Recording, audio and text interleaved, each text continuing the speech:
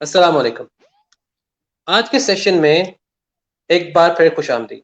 So next skill आज लाया है एक इम्पॉर्टेंट सेशन जो है इंग्लिश के ऊपर, obsession of English language among the students in Pakistan, और अगर हम जेनेरिक बात करें तो ऑल अराउंड द वर्ल्ड ही इसको ये टॉपिक एक मद्देनजर रहता है। सो इसी सेशन पे आज हमने गुफ्तगू करने के लिए अपने साथ इनवाइट किया है सादुल हसन को, जो कि करंटली हम टीवी के न्यूज़ एंकर भी हैं, और he used to be the lecturer, visiting lecturer in GCU, and gold medalist in debating society as well, and he is a good debater as well. uh, अस्सलाम वालेकुम सादुल हसन। वालेकुम सलाम, कैसे हैं दाऊद, आप ठीक हैं? अल्हम्दुलिल्लाह बिल्कुल ठीक। अच्छा साद, पहले तो मैं यहाँ से स्टार्ट करूंगा, पहले आप अपने बारे में कुछ बताएं कि how did you start this journey. अच्छा, first of all, please accept my heartfelt thanks for inviting me over here, and I especially thank my good friend Miss Zainab Rabbani for considering me worthy enough to share my thoughts or my experience on this very important topic. तो सबसे पहले तो जो आपने पूछा है कि मेरी अपनी जर्नी कैसी रही इस सारे प्रोसेस में। देखें, मेरा एकेडमिक बैकग्राउंड तो इंग्लिश है, ठीक है। I am an MPhil English literature from FC college Lahore, और गवर्नमेंट कॉलेज में भी for a period of good 5 years मैंने इंग्लिश पढ़ाई है। But during my student days I was a public speaker, and the medium of my communication in public speaking was Urdu. तो अब ये एक बड़े मजे की डायकॉटमी थी मेरी एकेडमिक लाइफ के अंदर के स्पीचेस में उर्दू की करता था, पढ़ता मैं अंग्रेजी अदब था, और ये बड़ा सवाल मुझसे किया जाता था कि जी ऐसा क्यों है कि आप का सब्जेक्ट तो इंग्लिश है, अंग्रेजी है, लेकिन आप तकरीरें उर्दू में करते हैं। तो मेरा सिर्फ एक जवाब ये होता था कि जी क्योंकि मुझे उर्दू बोलना पसंद है और अंग्रेजी पढ़ना पसंद है। बट ये कि पब्लिक स्पीकिंग के साथ इंटरेक्शन की वजह से उर्दू पढ़ी भी, उर्दू अदब को पढ़ा, क्योंकि सारे बहुत ज़रूरी होता है। अब मेरी जर्नी के अंदर ऑब्वियसली चूंकि बेतहाशा स्टूडेंट्स की तरह एफएससी प्री इंजीनियरिंग में बहुत कम नंबर आए थे, तो अंग्रेजी ने मुझे सहारा दिया था दाखिला दे के यूनिवर्सिटी में। तो इसलिए सफर तो शुरू हो गया, लेकिन in the middle of my way I managed to develop my love for English literature, because अगर वो ना करता तो I would have stood somewhere in between the devil and the deep sea, और मुझे ना पता होता कि क्या करना है क्या नहीं करना। और फिर उसके बाद अंग्रेजी ने रोजगार दे दिया, तो चलो एक और अच्छी चीज होगी कि घर वालों पर डिपेंडेंस थोड़ी खत्म हो गई, तो वो महीने की पॉकेट मनी मुझे अंग्रेजी पढ़ा के लोगों को मिल जाती होती थी। लेकिन इसके बावजूद फिर चूंकि पब्लिक स्पीकिंग के साथ मेरा इंटरेक्शन था और गवर्नमेंट कॉलेज से मेरा ताल्लुक था, मेरे काफी सीनियर्स थे जो कि मीडिया में थे, तो ऑटोमेटिकली एक मीडिया की तरफ एक वो इंक्लिनेशन हो गई। अब दूसरी फिर चीज थी कि मीडिया के अंदर वो एक फेम और वो एक बड़ा वो पब्लिक फिगर वाली चीज अटैच्ड होती है, तो that is perfectly natural. Psychologically हमें जरा थोड़ा लाइमलाइट में रहना पसंद होता है। फिर चूंकि अगर आप पब्लिक स्पीकिंग में हो तो फिर वैसे भी एक डिबेटर जो कि 1500 लोगों के सामने तकरीर कर रहा है और उसे दाद मिल रही है, तो ऑटोमेटिकली उसके अंदर ये चीज डेवलप हो जाती है कि उसने जहां भी जाना है कम से कम उसको लोग सुने। तो पब्लिक स्पीकिंग के बाद फिर एक बड़ा लॉजिकल स्टेप जो है वो मीडिया में बन जाते हैं for most of the people. तो ये एक बड़ा वो कोहेरेंट स्टेप था मेरी जिंदगी में, which has taken me here. और अब मैं फाइनली इस्लामाबाद में हूँ, हम न्यूज़ पे, और सनसनी भरी कुछ खबरें जो हैं वो लोगों तक पहुंचा देता हूँ, जो लोग कुछ टीवी पे सुन लेते हैं या कुछ फेसबुक पे सुन लेते हैं। जैसे मैंने आज सुबह आपका न्यूज़ देख रहा था, and I was like today I am going to interview this person personally. अच्छा, तो ये तो एक आपने अपना एक्सपीरियंस शेयर किया। How did you find English among the students while you were in the bachelor's or in the journey of English and Urdu? क्योंकि अच्छा, यहाँ दिस पे इज होता वेरी है ना इंपॉर्टेंट। ज्यादातर कि एक हाई फाई सोसाइटीज बनी होती हैं, वो कहती हैं कि यार नहीं, जिसको बिल्कुल इंग्लिश ऐसे नहीं ही है, आती उसको कुछ नहीं आता, से डोंट इवन डील बिल्कुल विद ऐसे ही है। देम। बिल्कुल आप सही कह रहे हैं, ये बड़ा बहुत इंपॉर्टेंट डिस्कशन है। और मतलब if we closely observe this thing around us, तो हमें अपनी फैमिलीज के अंदर ये बहुत इंपॉर्टेंट चीज मिल जाती है। मिसाल के तौर पर हमारी फैमिलीज में, घरों के अंदर बच्चों को ये बताया जाता है कि जी बेटा, अगर आप अंग्रेजी नहीं सीखेंगे, अंग्रेजी नहीं बोलेंगे, तो फिर आपको माशरे के एक खास तबके से नीचे समझा जाएगा, जो कि एक बड़ी बड़ी तशवीशनाक बात है। मतलब हम और कुछ नहीं तो हम शादियों पे देख लेते हैं जी, माएँ बच्चों का झुरमुट लेके बैठी हुई हैं और किसी बच्चे को कहना है बेटा दरवाजा बंद कर दो, तो बहुत सिंपल सी बात है उर्दू में कहना दरवाजा बंद कर दो, लेकिन हम कहते हैं डोर क्लोज करना है। ठीक है, अच्छा एक बहुत इंपॉर्टेंट बहुत कॉमन चीज हम सुनते हैं जी, आप कल किधर थे जी, मैं कल बाजार गया हुआ था जी, आप अकेले गए थे? नहीं, मेरी सिस्टर मेरे साथ थी। बाकी सारी चीजें हम उर्दू में बोल बोल के सिर्फ एक सिस्टर पे आके हमारी अंग्रेजी निकल आती है। अब उसके बाद फिर दूसरी चीज ये होती है कि हम बहुत बैश करते हैं अपने क्या कहते हैं क्रिकेटर्स को, अपने प्लेयर्स को, कि जी जब वो इंटरनेशनल ग्राउंड्स पे खेलने जाते हैं, इंटरनेशनल सीरीज खेलते हैं, तो बाद में जब वो प्रेस टॉक कर रहे होते हैं तो obviously they are unable to speak proper English, और जब उनसे कोई लफ्ज अंग्रेजी का गलत निकल आता है मुंह से उनके, तो फिर हम उनकी बड़ी फेसबुक पे ट्रोलिंग करते हैं।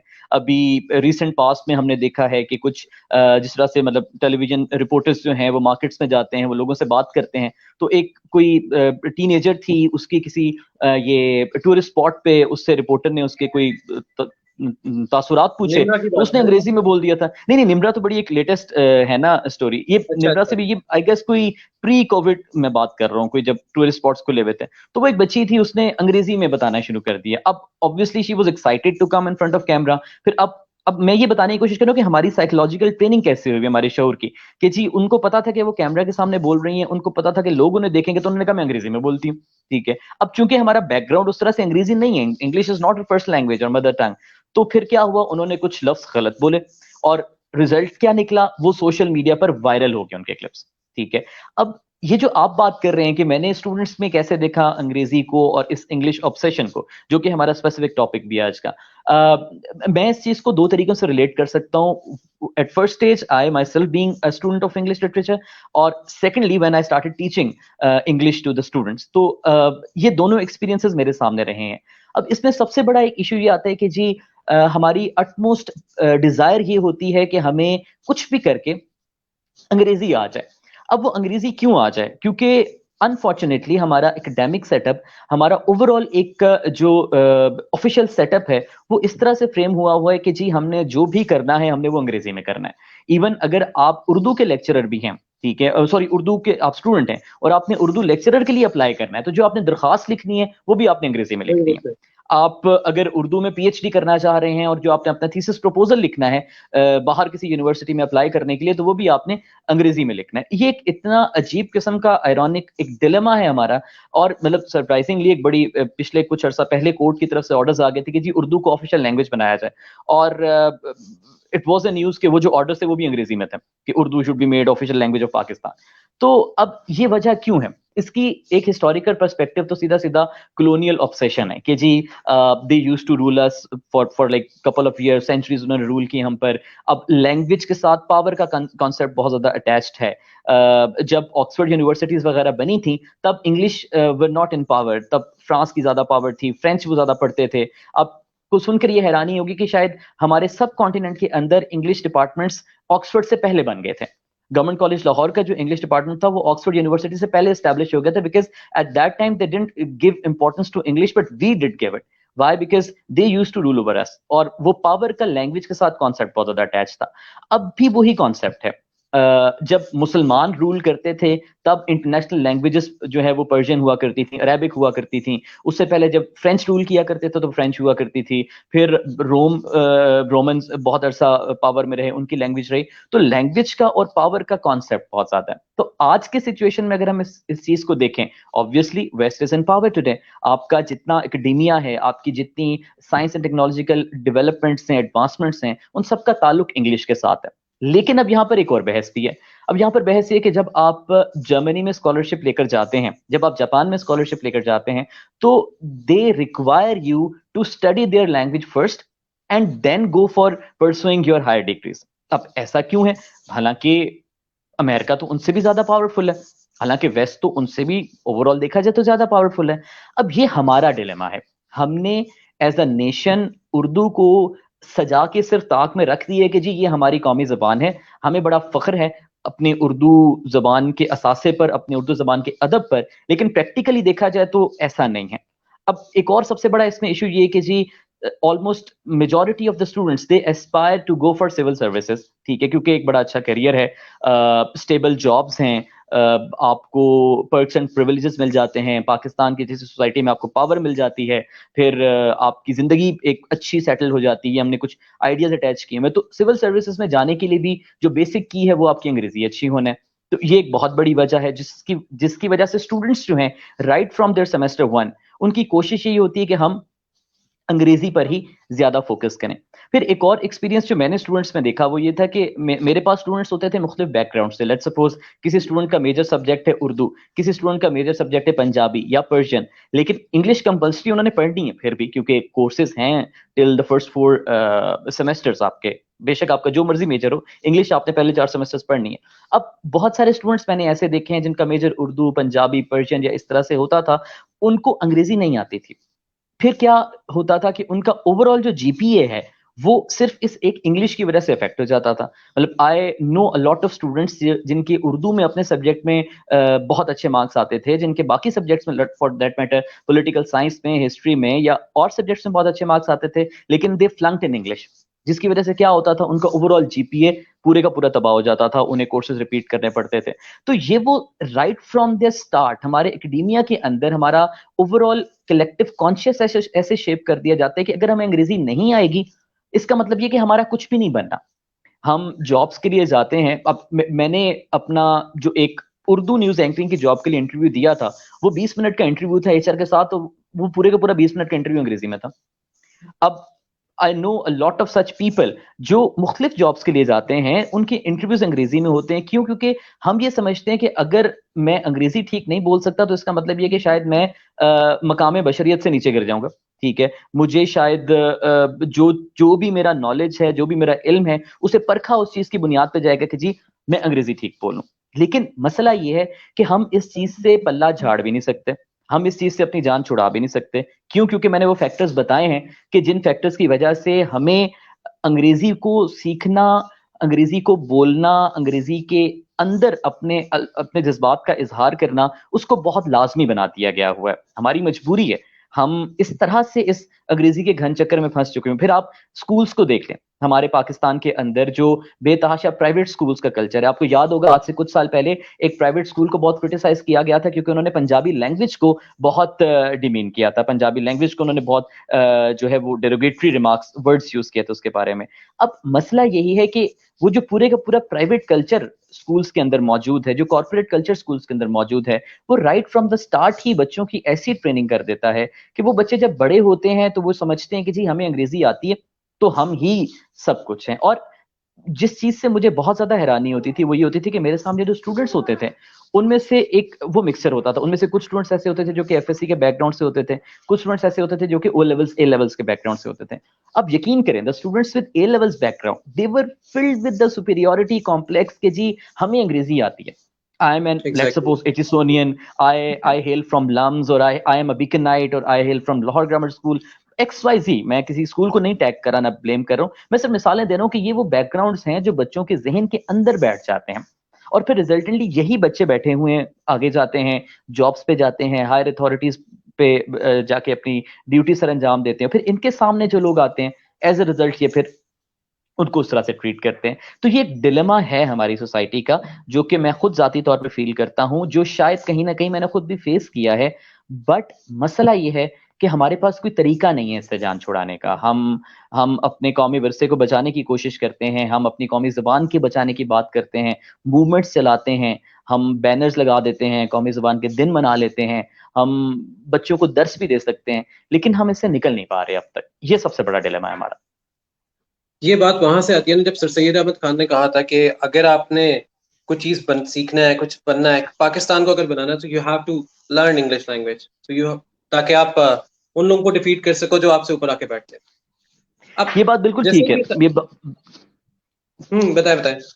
लेकिन वो जो बात आप भी कर रहे हैं ना, वो अक्सर औकात जाहिर है बिल्कुल एक पॉइंट, एक स्कूल ऑफ थॉट है कि सर सैयद को ब्लेम किया जाता है कि जी उन्होंने कहा था कि जी आपको अंग्रेजी सीखनी ही सीखनी है। But there is a slight difference between these two things. Learning English is one thing, being able to speak English properly is one thing, being able to communicate in English is one thing, but having this unnecessary obsession for English and developing a sort of biased judgment for the ones who are unable to speak English properly, this is entirely another thing.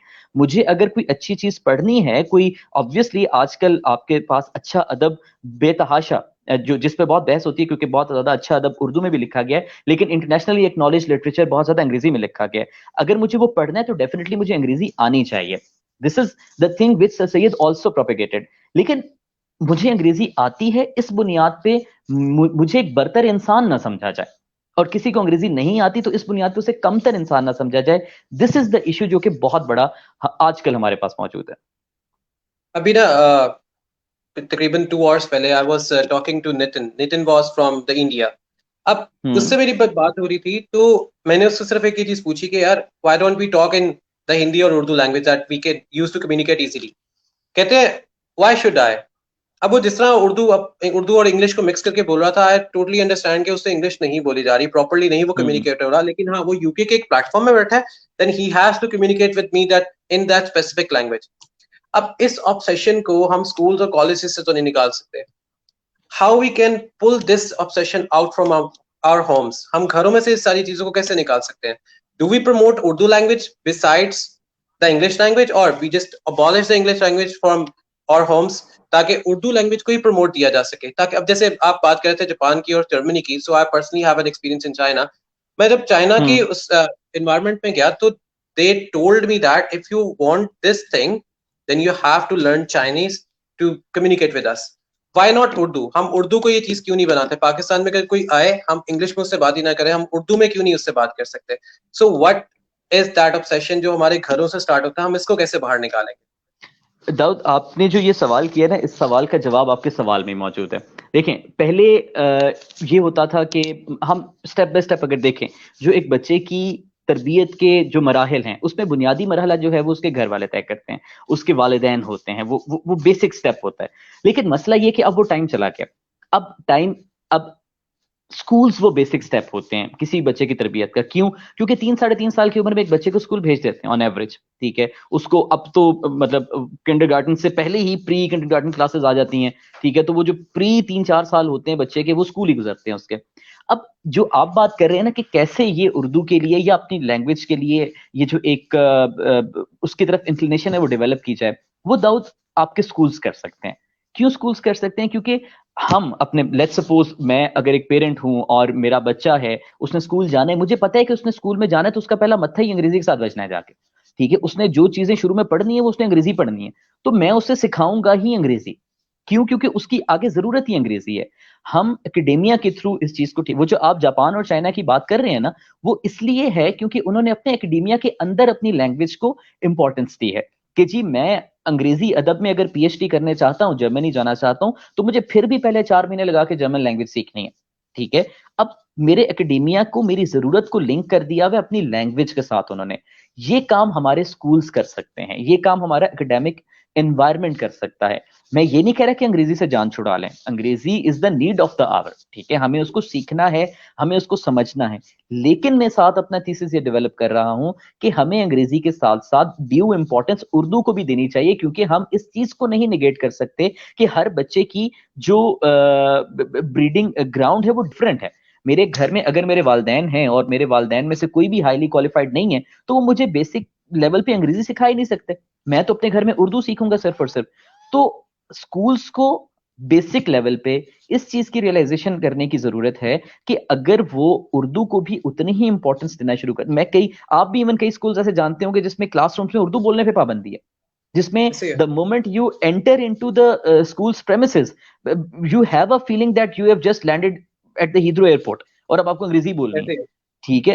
अब ये एक इतनी बड़ी मजबूरी बना दी हुई, और I have seen students getting punishments for not being able to speak English properly in the classroom, कि जी आपने उर्दू आप बोलनी ही नहीं है, उर्दू बोल ली तो ऐसा लगेगा जैसे कोई एलियन आ गया क्लासरूम के अंदर, हो ये क्या कर रहा है, उर्दू बोल रहे हैं। मतलब आप एक दहशतगर्द को देख के इतना हैरान नहीं होंगे जितना आप एक उर्दू बोलने वाले को उन स्कूल्स में देख के हैरान हो जाएंगे। तो ये जो बुनियादी माहौल है ना, ये उन स्कूल और स्कूल्स में कैसे डेवलप होगा? स्कूल्स में अब एक और बड़ी मजे की चीज, मुझे एक दो दफा कुछ स्कूल्स में जाने का इत्तेफाक हुआ जो कि ओ लेवल्स ए लेवल्स के स्कूल थे जो अपर लेवल पे जाके कराते थे। अब यकीन करें दाऊद, वहां पर जो फैकल्टी के अंदर इंफीरियर तरीन बंदा होता था ना, वो उर्दू का टीचर होता था। मतलब एक तो ओवरऑल माहौल ऐसा डेवलप हो, ऊपर से वो बेचारा खुद अपने अंदर ऐसी वो टेंडेंसी लेके बैठ जाता है कि मैं तो हूं ही इंफीरियर, कि जी ऑब्वियसली कॉर्पोरेट सेक्टर है, आपको तनख्वाह वहां से मिल रही है, नौकरी वहां की लगी हुई है, आजकल जैसे हालात है लोग तो मजबूरी के नाम शुक्रिया पे चलते हैं।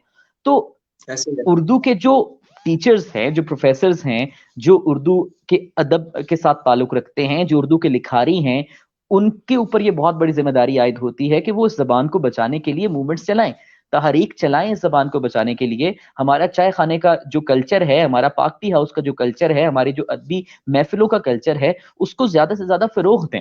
जब वो कल्चर देखें, मैं अगर एक अदब का शगफ रखता हूँगा तो ऑटोमेटिकली खुदकार तरीके से मेरे बच्चों में भी, मेरे घर में मौजूद लोगों में भी उर्दू के लिए कम से कम वो एक मोहब्बत पैदा हो जाएगी।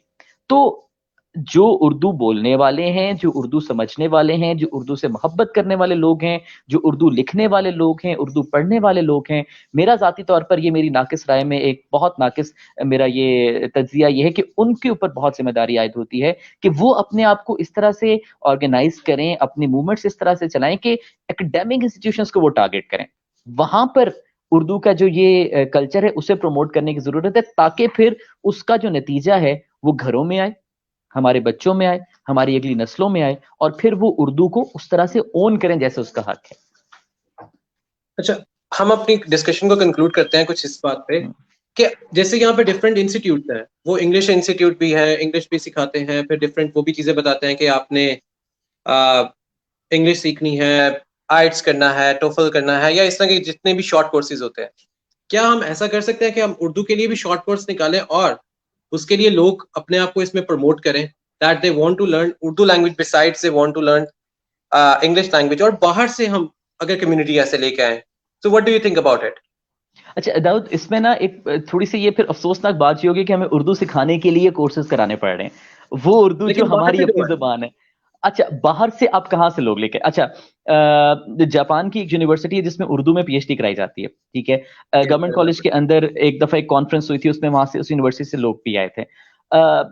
लेकिन अगेन वो पूरा, मुझे, मैं अपने घर में, मेरा बैकग्राउंड उर्दू है, ठीक है, मैं पाकिस्तान से ताल्लुक रखता हूँ। मैं किसी जापानी से या किसी ईरानी से या किसी और मुल्क से ताल्लुक रखने वाले शख्स से उर्दू क्यों सीखूंगा? पहली चीज। दूसरी चीज, जो आप बात करें ना आइल्स वगैरह की, उन कोर्सेज की, ये इसलिए कराए जाते हैं क्योंकि ये मजबूरी है। अगर मैंने हायर स्टडीज या मैंने स्कॉलरशिप्स के लिए परस्यू करना है तो मुझे ये कोर्सेज करने पड़ेंगे, मुझे इनमें अच्छे बैंड्स लेने पड़ेंगे। अब इसमें क्या हो सकता है जो एक प्रैक्टिकल स्टेप एचईसी की तरफ से हो सकता है, वो ये हो सकता है कि अगर मुझे जाना है बाहर एडमिशन के लिए, तो उनकी रिक्वायरमेंट तो है जीआरई या आइल्स, ठीक है, लेकिन यहां पर रिक्वायरमेंट उर्दू का एप्टीट्यूड होना चाहिए कि अगर मुझे अपने साथ जीआरई का, गैट का, आइल्स का सब्जेक्ट रिजल्ट अटैच करना है ना, तो मुझे साथ उर्दू के भी अपनी वो अटैच करनी है, अपना जो प्रोफिशिएंसी लेवल है। कहाँ से? यहाँ पे ये कंडीशन होनी चाहिए, क्योंकि देखें, हमारे कुछ एग्जाम्स ऐसे होते हैं जिसमें उर्दू लाजमी होती है, ठीक है।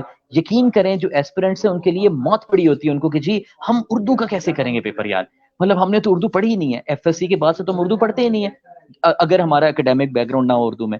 तो अगर एचईसी ये कर दे या कोई इंस्टीट्यूशन से कर दें कि जी हायर स्टडीज के लिए जाना है तो जीआरई, गैट, आइल्स वगैरह के साथ साथ उर्दू प्रोफिशिएंसी टेस्ट भी आपने देना है, उसका रिजल्ट भी आपने अटैच करना है, देख लीजिएगा नतीजा आपके सामने होगा, लोग उर्दू की किताबों में बैठे हुए होंगे।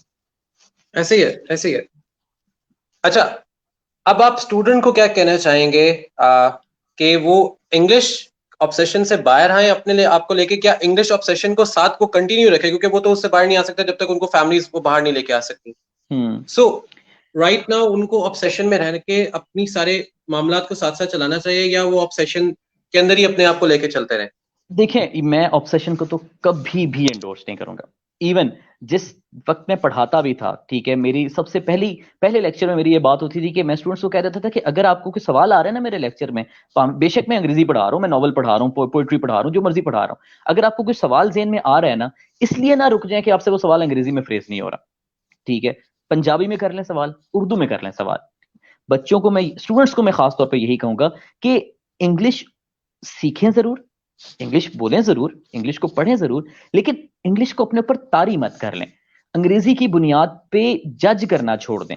ये चीज ना हो कि अब जिस चीज से मुझे as a teacher of English बहुत सख्त नफरत होती थी, वो ये चीज थी कि अगर मेरी क्लास में एक बच्चा गलत अंग्रेजी बोल रहा है और दूसरा बच्चा उस पर हंस रहा है, मैं सिर्फ एक काम करता होता था, हंसने वाले बच्चे को सामने खड़ा कर देता था क्लास के, और बाकी सबसे कहता था इस पे हंसो, ताकि एहसास हो जाए कि किसी पर हंसने की जो अजियत है, इससे आपकी सारी ग्रोथ रुक जाती है। तो मैं स्टूडेंट्स को सिर्फ ये एक बात कहूंगा कि अंग्रेजी सीखना हमारी मजबूरी है, उससे हम बाहर नहीं निकल सकते, और जरूरी भी है क्योंकि ऑब्वियसली अपर लेवल्स पे जाके अंग्रेजी ही को एनकाउंटर करना है हमने, लेकिन कम से कम अंग्रेजी की ऑब्सेशन ना रखें, उर्दू के साथ अपना ताल्लुक कायम रखें, उर्दू अखबार पढ़ते रहें, उर्दू अदब पढ़ते रहें, और यकीन करें उर्दू बहुत खूबसूरत जबान है। इससे ज्यादा इसलिए नहीं कि हमारी अपनी जबान है, चलो वो एक अटैचमेंट वैसे ही है, लेकिन उर्दू के अंदर जो चाशनी है, जो उर्दू के अंदर एक मजा है, वो क्या कहते हैं, वो एक बिस्किट का ऐड आता होता तो मुझे उसका नाम ज़हन से निकल गया कि इसमें जो मजा है वो किसी और में कहा, ठीक है, तो वो उर्दू का भी सुपर था या कैंडी, आई गेस कैंडी में वो खास बात है जो किसी और में कहा, ठीक है, तो उर्दू में वो खास बात है जो किसी और में कहा। तो यही मैं स्टूडेंट से कहूंगा कि ऑब्सेशन से बाहर निकलें, जरूरत जरूर है, जरूरत के तौर पे, इंटरेस्ट के तौर पे उसको लाजमी पढ़ें, लेकिन उर्दू से ताल्लुक ना तोड़ें। बहुत खूबसूरत बात की कि उर्दू से ताल्लुक तोड़ना वो हमारे लिए एक खतरनाक भी साबित हो सकता है, क्योंकि अभी हम पाकिस्तान के अंदर ही हैं, और इंग्लिश ऑब्सेशन से हमें अपने आप को बाहर लेके आना होगा ताकि हम अपनी सोसाइटी को मिलके ग्रोथ वाली साइड पे लेके जा सकें। बहुत थैंक यू, बहुत शुक्रिया सादुल हसन आपका कि आपने अपना टाइम निकाला फॉर इस सेशन के लिए और स्टूडेंट्स को एक कंप्लीटली एक प्लेटफॉर्म दिया that how they can get their self from their obsessions. So, इसी के साथ आपका बहुत शुक्रिया, आपने मुझे इस इंपॉर्टेंट टॉपिक पे बात करने के लिए बुलाया, और आई होप कि स्टूडेंट्स को इससे कुछ ना कुछ सीखने का मौका मिले। मैं फेसबुक पब्लिक प्रोफाइल है मेरा, अवेलेबल हूँ मैं, अगर किसी को कोई भी गाइडेंस किसी किस्म की चाहिए होगी तो I will be there. Thank you sir. बाकी आई गेस सारे स्टूडेंट ने सुन लिया होगा, वो अब आप रेडी रहे, आपके पास काफी ज्यादा क्यूरीज आने वाली है फेसबुक पे। I am there. ओके, तो ये सेशन था कि जिसमें हम ऑब्सेशन ऑफ इंग्लिश के बारे में जाना कि ऑब्सेशन क्या है, क्यों है और कब से था। इसी तरह के और सेशंस के साथ हम फिर आपको बुलाते रहेंगे अपने शो में, ताकि आप ग्रेजुअली इनको गाइड भी करते रहें और हम इन सेशंस को कंटिन्यू भी कर सके। तो thank you for today's session and Allah Hafiz.